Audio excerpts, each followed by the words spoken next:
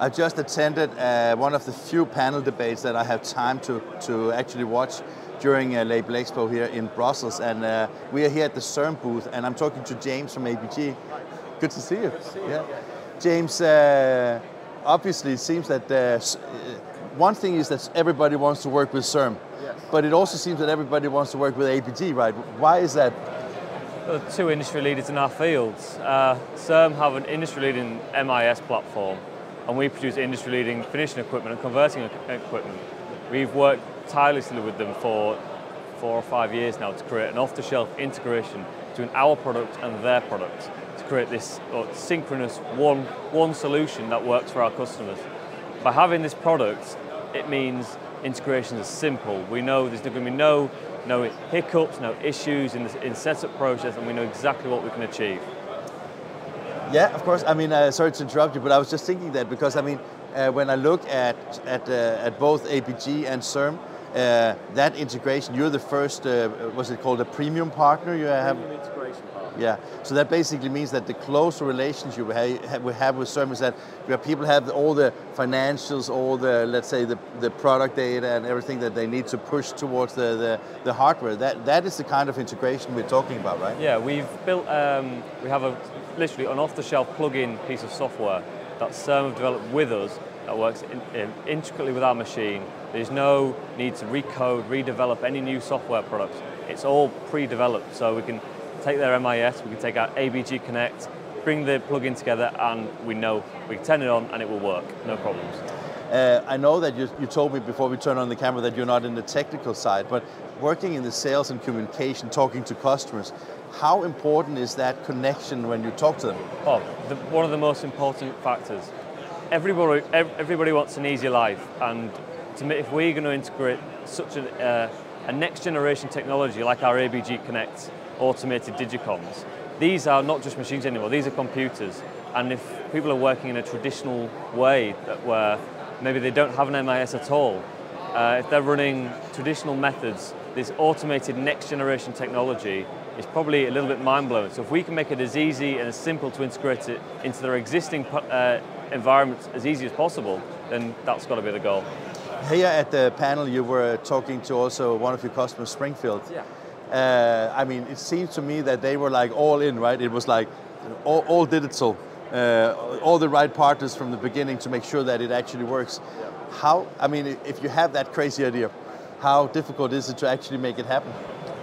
With Springfield, it's been really easy because we're based in Bridlington in the northeast of England, and they are a 20-minute car ride away from us. They're based in Hull, and being so close together means we can work very, very tightly together. So they've had some of our very latest equipment, such as the DigiJet platform. They've also got our EcoLeaf platform as well, and they've been really working to put it through its paces in its early days, and now they're really reaping the rewards of those too.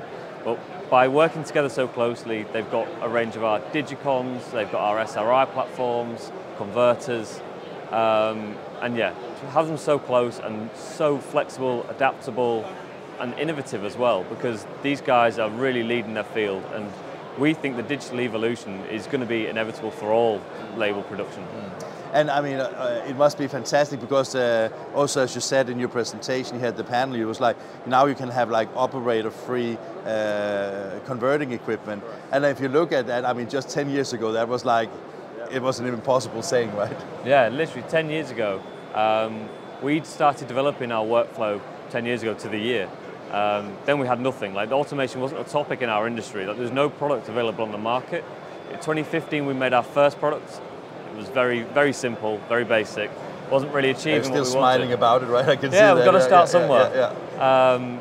But it's taken a good few years of working really closely with CERM. These guys have been critical, and we've got another customer in ours, Mercy and Labels, and working all together, we've been able to create this fully automated digicom that doesn't require an operator to complete a job change.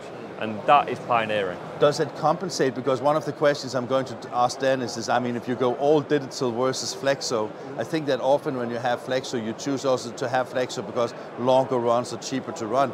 But if you're more automated and have less workers, does that compensate almost one-to-one, or?